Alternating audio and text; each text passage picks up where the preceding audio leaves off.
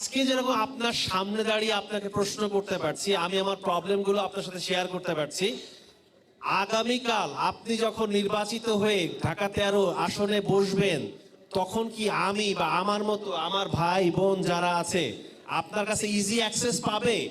এইটাই নিশ্চয়তা আমাদের দরকার। আমি জানতে চাই আপনি সেদিনও কি এরকম ইজি অ্যাক্সেস দিবেন কিনা।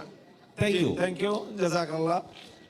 খুব জরুরি প্রশ্ন করার জন্য। এই প্রশ্ন ইতিমধ্যে বারবার অনেক জায়গায় অনেকের কাছ থেকে এই প্রশ্নের সম্মুখীন হয়েছি।